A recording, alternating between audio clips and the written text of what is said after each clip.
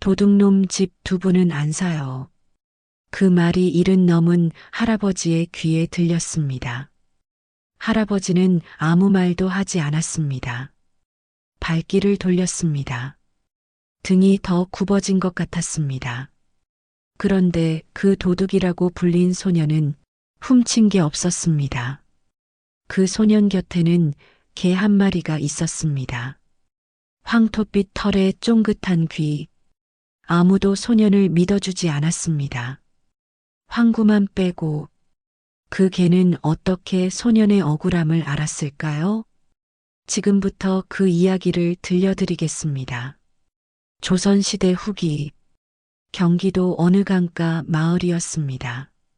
같은 마을에 같은 해에 태어난 두 아이가 있었습니다. 한 명은 진우, 강변 오두막에 사는 가난한 소년이었습니다.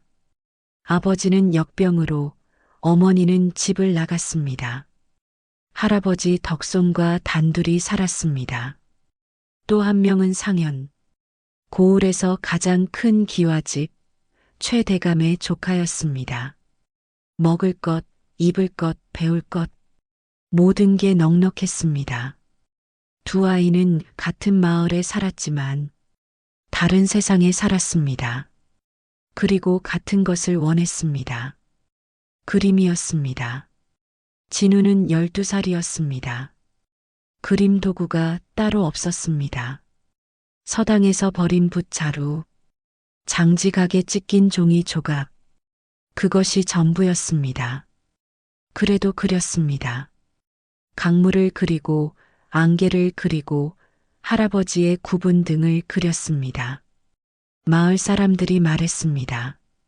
저 아이 손재주 하나는 진짜 남다르네. 칭찬이었지만 밥이 되는 칭찬은 아니었습니다. 상현은 붓을 갈 줄 몰랐습니다. 종이를 아끼는 법도 몰랐습니다. 그냥 싫으면 찍고 마음에 안 들면 버렸습니다. 그래도 최대감 집을 드나드는 서화 선생은 상현을 가르쳤습니다. 재주가 있어서가 아니었습니다. 최대감 조카니까였습니다. 그해 봄, 장터 쓰레기 더미 옆에 개 한 마리가 쓰러져 있었습니다. 황토빛 털, 쫑긋한 귀, 옆구리에 시퍼런 멍, 가느다란 숨소리.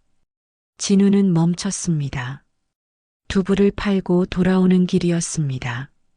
늦으면 할아버지가 걱정할 것이었습니다. 그런데 발이 떨어지지 않았습니다. 개를 안아들었습니다. 집에 데려오자 할아버지가 말했습니다. 우리도 먹을 게 없는데. 진우가 말했습니다. 제 밥 나눠 먹을게요. 할아버지가 한숨을 쉬었습니다. 그리고 아무 말도 하지 않았습니다. 그게 허락이었습니다. 진우는 그 개를 황구라고 불렀습니다. 황토빛 털 때문이었지요. 황구는 사흘을 알았습니다. 진우는 제 밥을 반으로 줄였습니다. 밤에는 소못을 덮어줬습니다. 사흘째 아침, 황구가 꼬리를 흔들었습니다. 진우가 웃었습니다. 둘의 첫날이었습니다. 여름이 되었습니다. 진우는 해질녘마다 강변에 나갔습니다. 황구를 옆에 두고 그림을 그렸습니다. 막대기로 흙 위에 그리기도 하고 종이 조각이 생기면 먹물을 묻혀 그리기도 했습니다. 강물의 물결, 버드나무 늘어진 가지, 황구의 잠든 얼굴.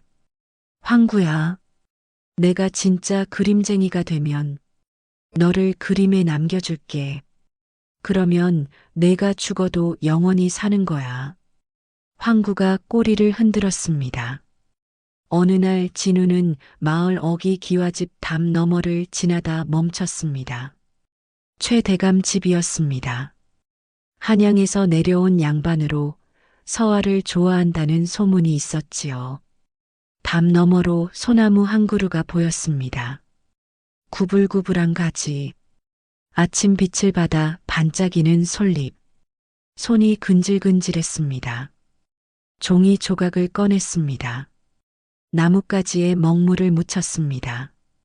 그렸습니다. 그때였습니다. 뭘 하고 있느냐? 하인이 서 있었습니다. 진우는 종이를 감추려 했습니다. 하인이 말했습니다. 내가 봐도 되겠냐? 진우가 내밀자 하인이 한참 들여다봤습니다. 그리고 말했습니다. 잠깐 여기 있어봐. 잠시 뒤 대감께서 들어오라 하신다. 최 대감은 60이 넘은 노인이었습니다. 수염이 길고 눈빛이 날카로웠습니다. 그런데 그림을 보는 순간 눈빛이 달라졌습니다. 이걸 내가 그렸느냐? 예. 붓도 없이 나뭇가지에 먹물을 묻혔습니다. 최 대감이 창 쪽으로 가져가 빛에 대고 들여다봤습니다. 한참 뒤에 말했습니다. 선이 살아있구나. 그날 이후 진우는 최 대감 집을 드나들게 되었습니다. 진짜 붓과 먹과 종이가 생겼습니다. 도와서 출신 화원 기룡이 가르쳤습니다. 처음에 기룡이 말했습니다. 버릇을 고치는 게 먼저다. 잘못 익힌 손버릇은 나중에 더 힘들어. 선 하나를 100번 그었습니다. 원 하나를 쉬지 않고 그렸습니다. 손목이 욱신거렸습니다. 그래도 멈추지 않았습니다. 황구는 마당에서 그 시간 내내 기다렸습니다. 그런데 상현은 그 모습을 지켜봤습니다. 최 대감 조카로 같은 집을 드나들던 상현이었습니다. 진우가 선을 긋고 기룡이 고개를 끄덕이는 것을 봤습니다. 진우가 그린 황구 그림을 최 대감이 오래 바라보는 것도 봤습니다. 상현의 눈에 무언가가 생겼습니다. 탐욕도 아니었습니다. 질투도 아니었습니다. 부러움이었는데 그 부러움이 방향을 잃었습니다. 3달이 지나 기룡이 처음으로 말했습니다. 됐다. 진우가 고개를 들었습니다. 이제 내 선은 쓸만하다. 토대가 생겼으니 올려 세워라. 기룡이 말했습니다. 그림은 손으로 그리는 게 아니라 눈으로 그리는 거다. 눈이 보기 전에 손이 움직이면 그건 그냥 흉내다.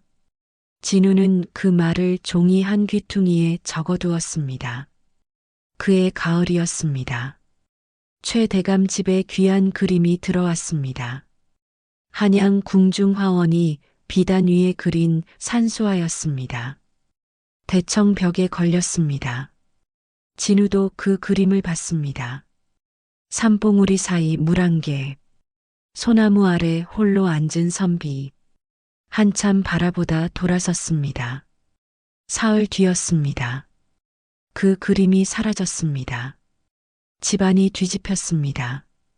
하인들이 구석구석을 뒤졌습니다. 찾을 수 없었습니다. 그때 상현이 말했습니다. 삼촌, 제가 봤습니다. 그림이 없어지기 전날 진우가 대청 안을 기웃거렸습니다.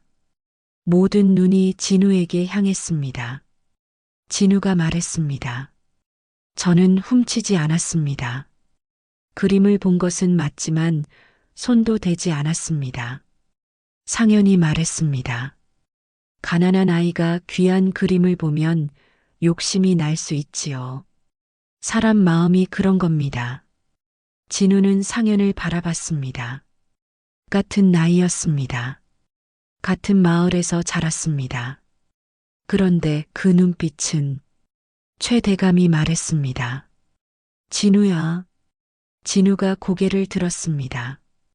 최 대감의 눈빛이 흔들렸습니다. 그림을 가져갔느냐? 아닙니다, 대감. 침묵이었습니다. 마루 끝에서 최 대감의 딸 소영의 목소리가 들렸습니다. 아버지, 진우는 그림을 아끼는 아이입니다. 그런 아이가 훔치지 않습니다. 상현이 말했습니다. 아가씨, 사람을 너무 모르십니다. 소영이 상현을 바라봤습니다. 아무 말도 하지 않았습니다. 그 눈빛만으로 충분했습니다. 최 대감이 말했습니다. 소영아, 물러가거라. 그리고 진우에게 말했습니다. 조사가 끝날 때까지 오지 마라. 진우는 그 자리에서 얼어붙었습니다. 황구가 옆에 바짝 붙었습니다. 고개를 숙인 채 집을 나왔습니다. 마을 어귀에서 눈물이 쏟아졌습니다. 훔치지 않았습니다. 증명할 수 없었습니다. 황구가 진우의 발을 핥았습니다. 집으로 돌아온 진우는 며칠을 방에서 나오지 않았습니다. 밥을 먹지 않았습니다. 그림도 그리지 않았습니다. 할아버지가 죽을 쑤어 들고 왔습니다. 먹어라. 진우가 말했습니다. 억울합니다, 할아버지. 안다. 저는 훔치지 않았어요. 안다. 그런데 왜 아무도 믿어주지 않는 거예요? 할아버지가 오래 침묵했습니다. 그리고 말했습니다. 세상이 늘 옳지는 않다. 그래도 내가 옳으면 된다. 마을에 소문이 돌았습니다. 최 대감 집 그림 훔친 아이가 저 집 손자래. 두부를 팔러 장터에 나가면 사람들이 외면했습니다. 어떤 안악은 말했습니다. 도둑놈 집 두부는 안 사. 할아버지는 아무 말도 하지 않았습니다. 발길을 돌렸습니다. 진우는 그 뒷모습을 보며 가슴이 찢어졌습니다. 황구만은 달라지지 않았습니다. 아침마다 꼬리를 흔들었습니다. 진우가 울면 발을 핥았습니다. 밥을 먹지 않으면 옆에서 기다렸습니다. 어느 밤 진우는 황구를 안으며 말했습니다. 황구야, 너는 나를 믿지? 내가 훔치지 않은 거 알지? 황구가 진우의 뺨을 핥았습니다. 진우가 눈물 흘리며 웃었습니다. 그런데 바로 그 억울한 날들 동안 황구는 매일 밤 진우의 방문 앞에 엎드렸습니다. 눈이 내리고 바람이 불어도 황구는 안으로 들어오지 않았습니다. 나쁜 것이 들어오지 못하도록 지키는 것처럼 그 겨울이 유난히 혹독했습니다. 할아버지가 황구를 방 안으로 들이려 했지만 황구는 문 앞을 고집했습니다. 그렇게 석 달을 찬 바람 속에서 버텼습니다. 그때는 아무도 몰랐습니다. 그게 황구에게 어떤 대가를 남길지. 지금 여기서 한 가지 물음이 생기지 않습니까? 그 그림은 대체 누가 훔쳤을까요? 그리고 상현은 왜 진우를 지목했을까요? 석 달이 지났습니다. 기룡은 최 대감을 찾아갔습니다. 대감, 진우는 훔치지 않았습니다. 증거가 있소?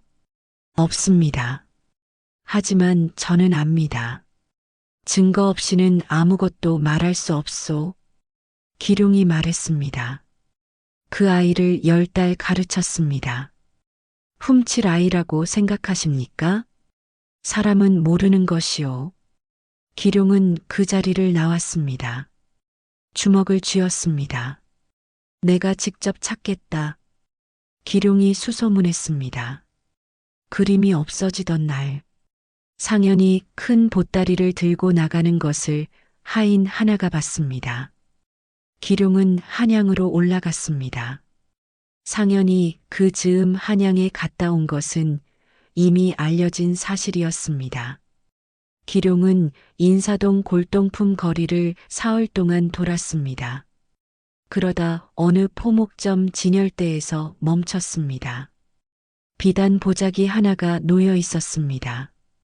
최 대감댁 문양이 수놓인 귀한 비단이었습니다. 기룡이 물었습니다. 이 보자기 어디서 났소? 얼마 전에 어떤 젊은 양반이 산수화를 팔러 왔는데 그 보자기에 쌓았었소. 그림은 골동품 상인한테 넘기고 보자기는 두고 갔어요. 기룡의 눈이 좁아졌습니다. 그 상인이 누구요? 골동품 상인을 찾아갔습니다. 상인은 처음에 모른다고 했습니다. 기룡이 말했습니다. 그 그림은 훔친 것이요. 지금 말해주면 당신은 모르고 산 것이 되지만 나중에 들통나면 당신도 연루돼요. 상인이 결국 말했습니다. 상현 도련님이 가져왔소. 꽤 헐값에 팔았어요. 기룡이 최 대감에게 갔습니다. 상현을 불러 대질했습니다. 상현은 처음에 펄쩍 뛰었습니다. 누명입니다. 그 진우가 훔치고 저한테 뒤집어 씌우려는 것입니다. 기룡이 상인의 증언과 보자기를 내놓았습니다. 상현의 얼굴이 하얗게 변했습니다. 최 대감이 상현을 바라봤습니다. 조용한 목소리였습니다. 왜 그랬느냐? 상현이 고개를 숙였습니다. 진우가 눈에 거슬렸습니다. 제가 배우고 싶었는데 안 된다 하시고 저 아이는 단번에 허락하셔서 그게 분했습니다. 그리고 덧붙였습니다. 그림값으로 돈도 생길 것 같아서 최 대감이 긴 침묵 끝에 말했습니다. 그 아이가 석 달을 도둑 소리 들었다. 기룡이 말했습니다. 대감 한 가지만 여쭙겠습니다. 처음부터 진우를 의심하셨습니까? 반반이었소. 그 반이 그 아이를 석 달 동안 짓눌렀습니다. 할아버지 두부가 팔리지 않았고 마을에서 도둑 소리를 들었습니다. 최 대감이 고개를 숙였습니다.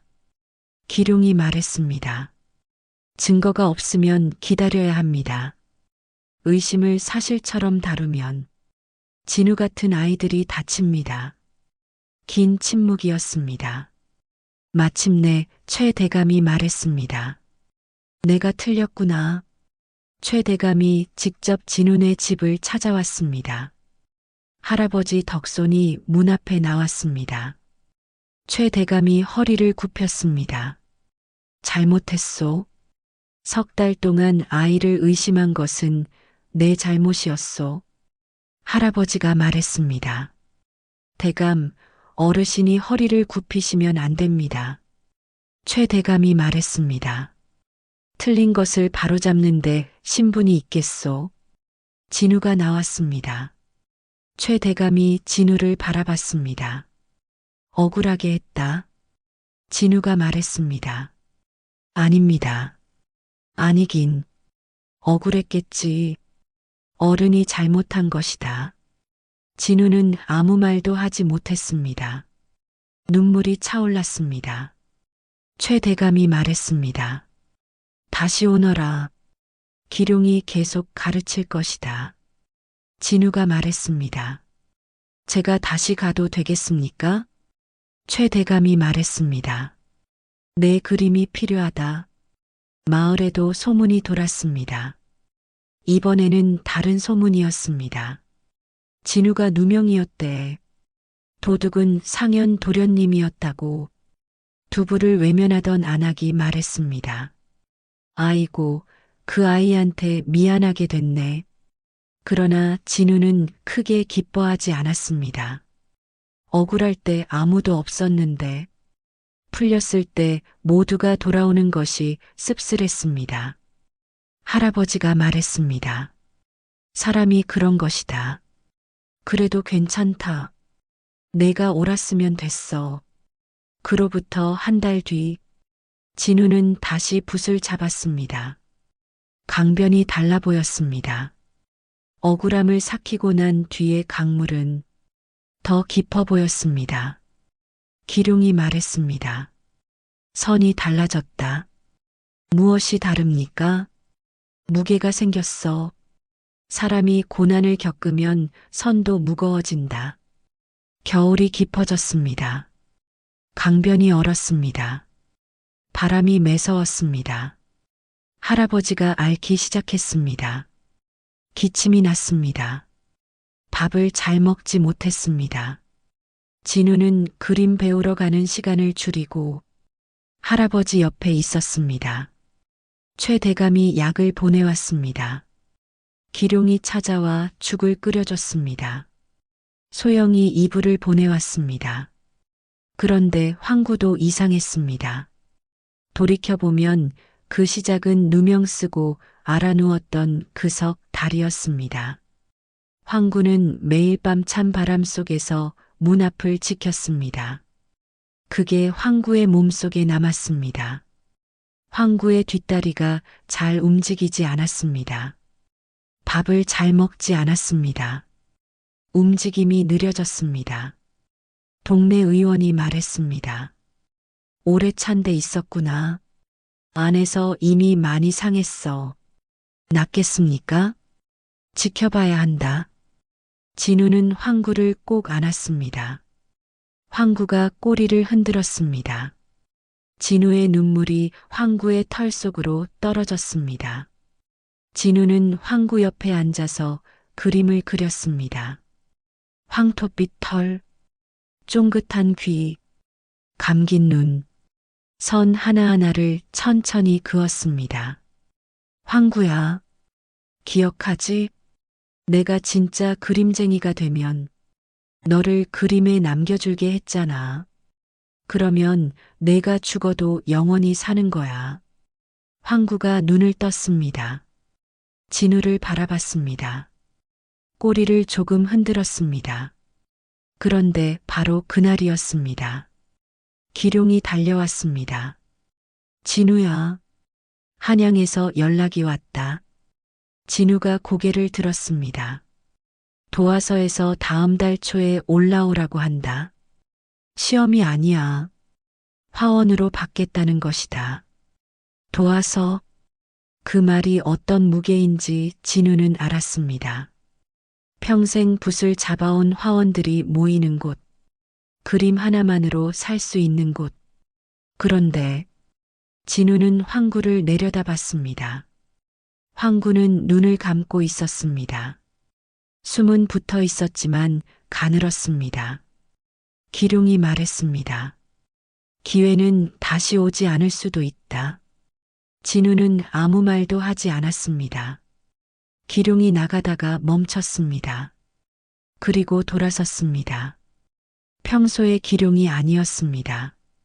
진우야, 목소리가 달랐습니다. 나는 평생 그림을 그렸다. 도화서에서 쫓겨나고 다시 들어가고 또 나오고 그 긴 세월 동안 단 한 번 이 정도 재주를 가진 아이를 보지 못했다. 손가락으로 진우를 가리켰습니다. 너다. 기룡의 눈이 붉었습니다. 평생 한 번 오는 기회다. 이걸 놓치면 나는 두 번 다시 이런 아이를 못 만날 수도 있다. 진우가 입술을 깨물었습니다. 기룡이 황구를 내려다봤습니다. 오래 침묵했습니다. 그리고 말했습니다. 진우야, 황구는 내가 없어도 결국 같은 길을 가게 된다. 그게 생명이 가는 길이야. 진우의 눈에서 눈물이 흘렀습니다. 알았습니다. 그 말이 틀린 게 아니라는 것도. 그런데 황구의 숨소리가 들렸습니다. 가늘게. 그날 밤 진우는 황구 옆에 앉았습니다. 한양, 도화서, 화원, 그 말들이 머릿속을 맴돌았습니다. 그러나 황구의 숨소리가 들렸습니다. 가늘게. 진우는 황구의 등을 쓸었습니다. 따뜻했습니다. 아직 따뜻했습니다. 진우가 말했습니다. 황구야, 나 어떡하면 좋겠냐? 황구가 눈을 떴습니다. 진우를 바라봤습니다. 꼬리를 조금 흔들었습니다. 진우가 웃었습니다. 눈물이 흘렀습니다. 알겠다. 알겠어. 다음 날 아침, 기룡이 다시 왔습니다. 진우야, 결정했느냐? 진우가 말했습니다. 저는 그림쟁이입니다. 잠시 침묵했습니다. 하지만 황구는 제 전부입니다. 기룡이 오래 진우를 바라봤습니다. 그리고 말했습니다. 알겠다. 더 이상 설득하지 않았습니다. 진우는 한양에 가지 않았습니다. 보름 내내 황구 곁에 있었습니다. 기룡이 다시 왔습니다. 진우야, 기한이 지났다. 압니다. 이번 기회를 놓치면 압니다. 기룡이 황구를 봤습니다. 그리고 아무 말도 하지 않았습니다. 그냥 옆에 앉았습니다. 두 사람과 개 한 마리가 강변에 앉아 있었습니다. 진우가 손에 밥을 올려 내밀었습니다. 황구가 한 번 핥았습니다. 그게 전부였습니다. 어느 날 새벽이었습니다. 발치에서 황구의 숨소리가 들리지 않았습니다. 벌떡 일어났습니다. 황구가 몸을 일으키려 했습니다. 앞다리에 힘을 주었습니다. 한 번, 두 번, 일어나지 못했습니다. 그래도 멈추지 않았습니다. 세 번째에 황구의 턱이 진우의 손 위에 내려앉았습니다. 무거웠습니다. 그것이 황구가 줄 수 있는 마지막 힘이었습니다. 황구가 그 턱으로 진우의 손을 약하게 한 번 더 눌렀습니다. 진우가 그 손을 움직이지 않았습니다. 숨을 멈춘 채 그 온기가 천천히 식어가는 것을 느꼈습니다. 황구가 짧게 숨을 쉬었습니다. 한 번, 또 한 번, 그리고 한 번 더. 버드나무 가지가 크게 흔들렸습니다. 바람이었는지, 그것이 떠나는 것이었는지, 황구는 눈을 감고 있었습니다. 진우는 황구를 안았습니다. 차가웠습니다. 황구야. 대답이 없었습니다. 진우는 강변 버드나무 아래에 황구를 묻었습니다. 둘이 함께 그림을 그리던 자리였습니다. 혼자 팠습니다. 혼자 묻었습니다. 할아버지가 뒤에서 지켜봤습니다. 아무 말도 하지 않았습니다.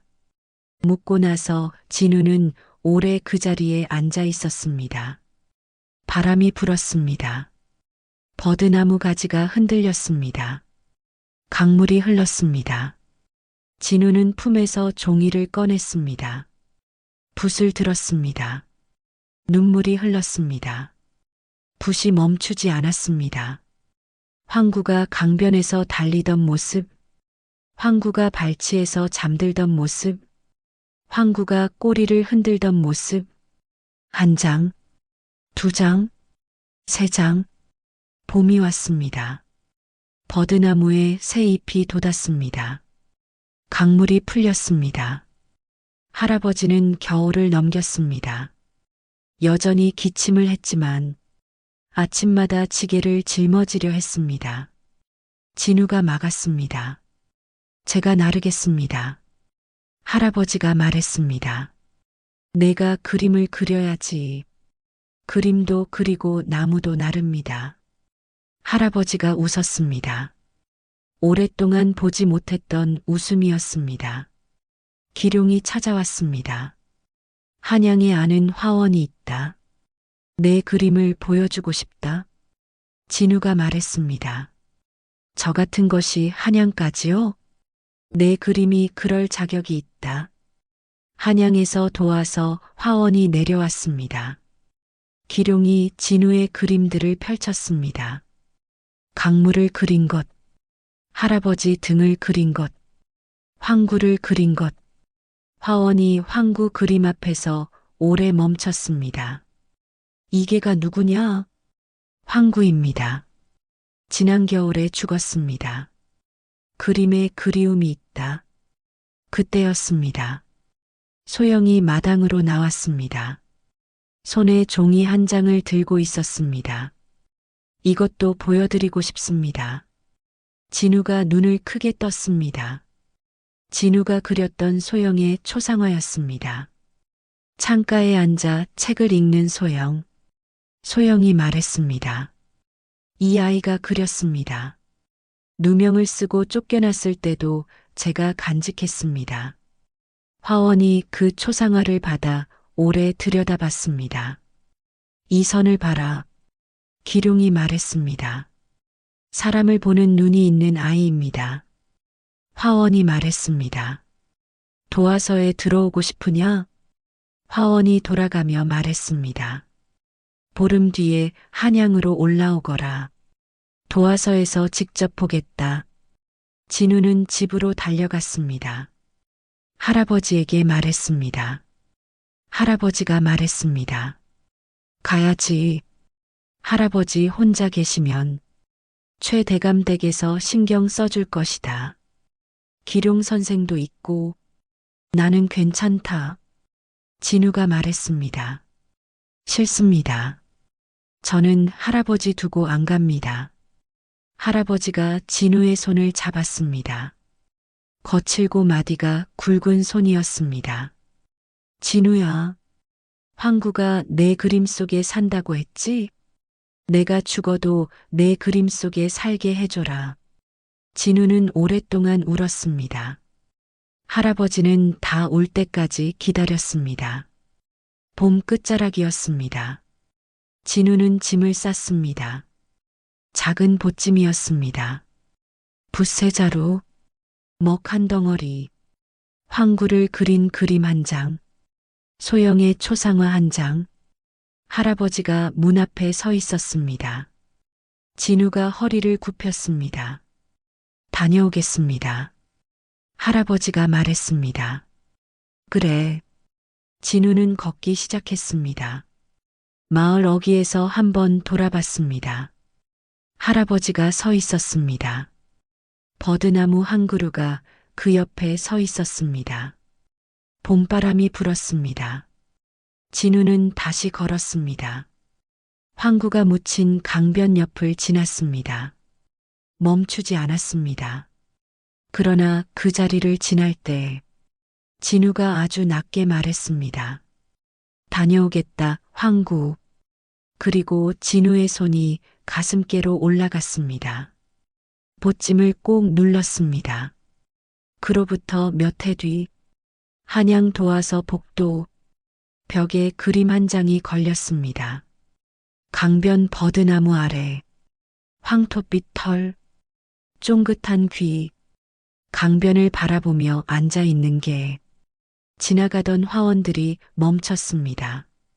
이 그림 누가 그렸소? 새로 들어온 진우라는 자가 그렸다 하더이다. 그리움이 살아있군. 화원 하나가 진우에게 물었습니다. 이게를 실제로 본 적 있느냐? 진우가 짧게 답했습니다. 제 가장 좋은 친구였습니다. 화원이 고개를 끄덕였습니다. 그리고 돌아서다 진우가 낮게 말했습니다. 저는 그날 한양에 가지 않았습니다. 화원이 멈췄습니다. 아무 말도 하지 않았습니다. 다시 걸었습니다. 바람이 불었습니다. 황구는 강변을 바라보고 있었습니다. 그림 속에서 영원히. 오늘 이야기 어떠셨나요? 가난한 소년 진우는 그림 하나만 붙잡고 살았습니다. 억울한 날도 있었고 도와서 기회를 놓친 날도 있었습니다. 그런데 그 모든 선택 뒤에 언제나 같은 것이 있었습니다. 황구였습니다. 말 한마디 없이도 다 아는 것 같은 황구는 그림 속에서 살아 있습니다. 할아버지도 그림 속에서 살아 있습니다. 그리고 그 그림들이 살아있는 한 진우도 살아 있습니다.